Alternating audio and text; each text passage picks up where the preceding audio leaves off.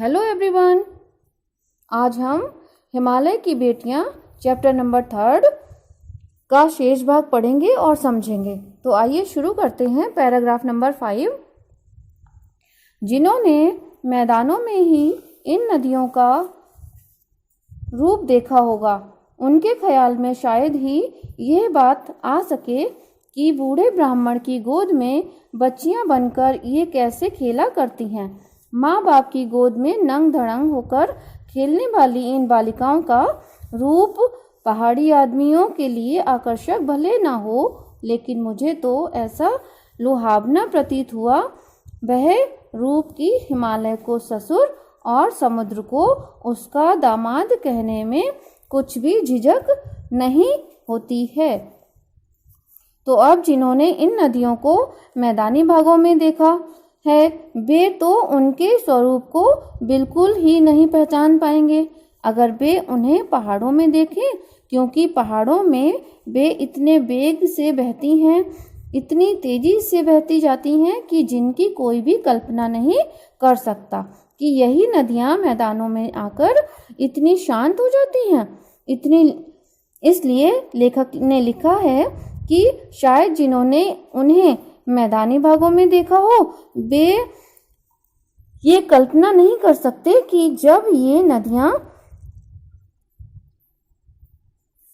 रूपी बच्चियां अपने पिता यानी हिमालय की गोद में अर्थात हिमालय की पहाड़ियों में बहती हैं, तब ये बालिका के रूप में हैं, तो ये कितना सुंदर खेल दिखाती हैं।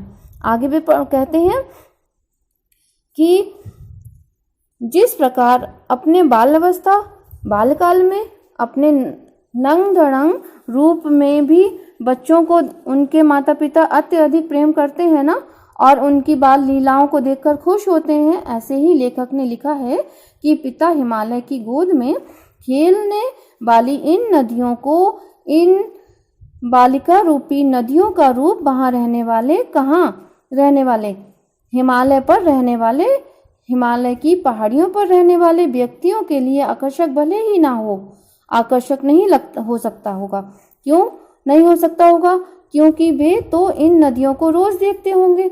अब लेखक हैं, वो तो मैदानी भाग में, पर्वतीय भाग में पहुंचे हैं, तो वहाँ वो नदियों का अलग ही स्वरूप देख रहे हैं ना, लेकिन पर्वतीय भाग में रहने वालों ने तो सदा ही उनको हमेशा ऐसे ही देखा है। क्या सदा ही उन नदियों को उसी रूप में देखा है कि वे चंचल हैं, अत्यधिक वेग के साथ बहती हैं, खिलखिलाकर हंसती हैं। तो वहाँ के लोगों के लिए वह रूप लुभावना बिल्कुल भी नहीं होगा, लेकिन लेखक को वह रूप इतना ज़्यादा लुभावना प्रतीत होता है कि वे समुद्र को इन नदियों का पति अर्थात हिमालय का दामाद कहते हैं और हिमालय को समुद्र का ससुर अर्थात नदियों का पति कहते हैं। इसमें उनको कोई भी झिझक नहीं होती। आगे पढ़ते हैं। कालिदास के विरही यक्ष ने अपने मेघदूत से कहा था, बेतवा नदी को प्रेम का प्रतिदान देते जाना, तुम्हारी वह प्रेसी तुम्हें पाकर अवश्य ही प्रसन्न होगी। यह बात इन चंचल नदियों को देखकर मुझे अचानक याद आ गई और सोचा कि शायद उस महाकवि को भी नदियों का सचेतन रूपक पसंद था। इसलिए जो भी नदियों को पहाड़ी घाटियों और समतल आंगनों के मैदानों में जुदा जुदा शक्लों में देखेगा, वह इसी नतीजे पर पहुंचेगा। अब कवि क्या कहना चाहते हैं? लेखक ने जो है इनका मानवीकरण किया। अब मानवीकरण की ये परंपरा लेखक ने ही अपने लेख में शुरू नहीं की है, ये परंपरा बहुत पहले से चली आ रही है ना। कब से? महाकवि कालिदास के समय से। कालिदास ने एक अपना महाकाव्य लिखा था, मेघदूत। अब मेघदूत में उन्होंने यक्ष और यक्षिणी उन दोनों को मिलाने के लिए मेघ यानी बादलों को दूत के रूप में दर्शाया था। उसमें यह दिखाया गया था कि यक्ष जो हैं वो अपनी यक्षिणी को संदेश भेजते हैं और इस कार्य के लिए वे मेघ यानी किसको चुनते हैं, बादलों को अपना दूत बनाते हैं और बादलों से कहते हैं कि तुम मेरा संदेश लेकर यक्षिणी के पास जाओ। तो उसमें भी यह वर्णन आता है कि यक्ष उस मेघ या बादल से जो कि उसका संदेश लेकर यक्षिणी के पास जा रहा है, ठीक है, क्या कहते हैं, बेतवती यानी कि बेतवा नदी को अपने प्रेम का प्रतिदान देते जाना, अर्थात तुम बेतव्रती नदी को अपने प्रेम की वर्षा देते जाना, क्योंकि तुम्हारी ये प्रेसी का मतलब प्रेमिका, प्यार करने वाली, तुम्हें पाकर अवश्य ही प्रसन्न होगी, खुश होगी। अर्थात जब तुम वर्षा रूपी जल उस नदी में दोगे तो तुम्हारी ये प्रेसी यानी बेतवती नदी, क्योंकि वह तुमसे बहुत ज्यादा प्रेम करती है तो वह बहुत ही खुश हो जाएगी या वो बहुत प्रसन्न हो जाएगी। तो लेखक कहते हैं कि जिस तरह से कालिदास ने बेतवती नदी के प्रति मेघ यानी बादलों के प्रेम को प्रदर्शित किया था, उसी तरह यही बात इन चंचल नदियों को देखकर उन्हें याद आ जाती है कि महाकवि कालिदास को भी नदियों का सचेतन रूपक पसंद था। सचेतन का मतलब है, यहाँ पर दो रूप देखिए, दो रूप होते हैं, कौन कौन से, एक तो होता है सचेतन, एक होता है अचेतन। अचेतन का मतलब है मतलब नहीं, और चेतन होता है मतलब चेतना, जिसके अंदर चेतना ना हो। अचेतन का मतलब है जिसके अंदर चेतना ना हो, जिसके अंदर प्राण ना हो। अर्थात हम नदी, पर्वत, जंगल या तो इन्हें निर्जीव मान ले और या तो मतलब साथ, चेतना मतलब प्राण, तो दूसरा होता है सचेतन।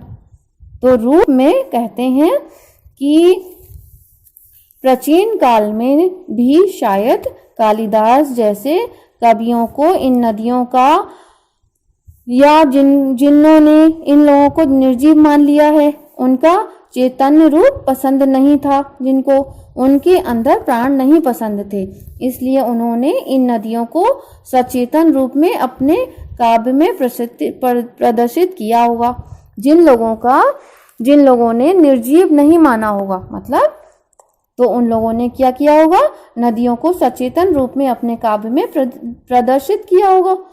तो फिर कवि कहते हैं कि जो भी व्यक्ति पहाड़ियों, घाटियों और समतल में आंगनों के मैदानों में इन नदियों को अलग अलग शक्लों में देखेगा, वो इसी नतीजे पर पहुंचेगा कि इनका कैसा रूप अच्छा है, इनका चैतन्य रूप ही ज्यादा अच्छा है। अर्थात हमें इन्हें सजीव ही मानना चाहिए, निर्जीव हम इन्हें मान नहीं सकते, क्योंकि इनका सजीव रूप इतना सुंदर है कि हम इन्हें निर्जीव मानने का अपराध नहीं कर सकते।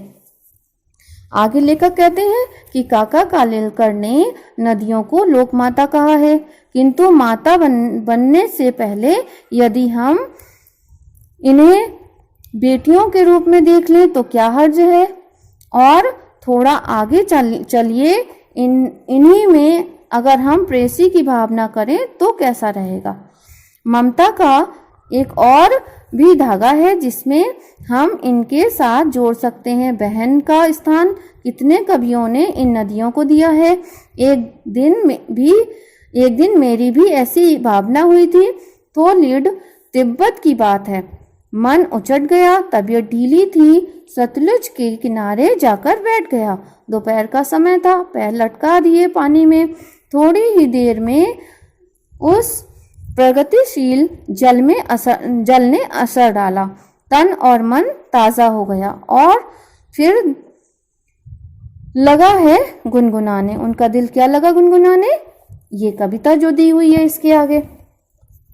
तो काका कालेलकर क्या कहना चाहते हैं इस अंतिम पैराग्राफ में, लेखक ने ये कहा है कि केवल पुराने समय के कवियों ने ही इनका मानवीकरण नहीं किया है, नए समय के कवि भी इनका मानवीकरण करते हैं। तो उसी के रूप में उन्होंने बताया है कि काका कालेलकर ने भी इन नदियों को क्या कहा है, लोकमाता, लोक मतलब संसार और माता मतलब माँ जननी अर्थात संसार की जननी। नदी है क्यों है? क्योंकि हम देखते हैं मानव ने जब प्रारंभिक समय से विकास किया तो जल ही उनका जीवन रहा है। जब प्रारंभिक समय से विकास किया है तो जल ही उनका जीवन रहा है, इसलिए नदियों को लोक माता कहा गया है। लेकिन लेखक कहते हैं कि माता ही क्यों, हम इन्हें बेटी के रूप में भी देख सकते हैं और यदि हम थोड़ा आगे चलें तो हम इन्हें प्रेयसी के रूप में यानी प्रेमिका के रूप में भी देख सकते हैं। और ममता का एक और स्वरूप भी है जो हम इनको दे सकते हैं, वो है बहन का स्वरूप। कितने ही कवियों ने नदियों को बहनों का स्वरूप दिया है। वे आगे बताते हैं कि एक बार तिब्बत में जब वो अत्यधिक थक गए थे और उनका मन व्यथित हो गया था, तबीयत थोड़ी खराब चल रही थी या फिर थोड़ा सा ढीलापन लग रहा था, तब वे सतलुज नदी के किनारे जाकर बैठ गए और फिर उनकी इच्छा क्या हुई कि कुछ देर इन पैरों को नदी के जल में लटकाकर बैठ लिया जाए और वो बैठ गए। फिर थोड़ी ही देर बाद प्रगतिशील जल ने या फिर उस नदी ने जो आगे बढ़ने वाले जल ने असर डाला उनके पैरों पर और उनका मन तरोताज़ा हो गया और उनकी व्यथा थकान दूर हो गई। और जब उनकी सारी व्यथा दूर हो गई तो वे गीत गुनगुनाने लगे। अब वे क्या गीत गुनगुनाने लगे? देखिए आगे। जय हो सतलुज बहन तुम्हारी, लीला अचरज बहन तुम्हारी, हुआ मुदित मन हटा खुमारी, जाऊं मैं तुम पर बलिहारी। तुम बेटी ये बाप हिमालय, चिंतित पर चुपचाप हिमालय, प्रकृति नटी के चित्तित पट पर अनुपम अद्भुत छाप हिमालय, जय हो सतलुज बहन तुम्हारी। तो अब नदी के जल से लेखक के मन का सारा कष्ट व्यथा दूर हो गई, तो उन्होंने नदी को किस रूप में देखा? अपनी बहन के रूप में, और उन्होंने उन पर एक कविता लिख डाली। क्या लिख डाली कविता? जय हो सतलुज बहन तुम्हारी। उन्होंने कहा कि हे सतलुज बहन तुम्हारी जय हो, तुम्हारी लीला आश्चर्य से भरी हुई है, तुम्हारे जल में पैर डालने से हमारा मन मुदित हो गया मतलब प्रसन्न हो गया और मेरे सारे दुख मेरी सारी व्यथा कलेश मिट गए। जाऊं मैं तुम पर बलिहारी, इसलिए मैं तुम्हारे आगे नतमस्तक हूँ, बलिहारी हूँ। तुम बेटी ये बाप हिमालय, तुम बेटी हो और ये जो हिमालय है वो तुम्हारा पिता है। चिंतित पर चुपचाप हिमालय, और हिमालय सदैव तुम्हारे लिए, क्योंकि तुम उनकी पुत्री हो इसलिए वे तुम्हारे लिए सदैव ही चिंतित रहते हैं, लेकिन वे शांत हैं। प्रकृति नटी के चित्तित पट पर अनुपम अद्भुत छाप हिमालय, ये शांत हिमालय जो है ये प्रकृति रूपी नटी अर्थात जो नट अपना खेल दिखाते हैं, नटी के द्वारा बनाए गए चित्र पर अनुपम यानी कि जिसकी कोई भी उपमा नहीं की जा सकती, जो सबसे अलग है, जो सबसे अपने आप में अनूठा है, अद्भुत है, मतलब निराला है। क्या है निराला? हिमालय। तो ये हिमालय पर्वत जो तुम्हारे लिए चिंतित रहता है लेकिन शांत है, वो क्या है? प्रकृति रूपी नटी के द्वारा बनाए गए चित्र पर एक अनुपम निराली छाप के रूप में स्थित है, या छाप के रूप में दर्शाया गया है। जय हो सतलुज बहन तुम्हारी, हे सतलुज बहन तुम्हारी जय हो। आज हमने हिमालय की बेटियां पाठ को पढ़ा और समझा। Thank you.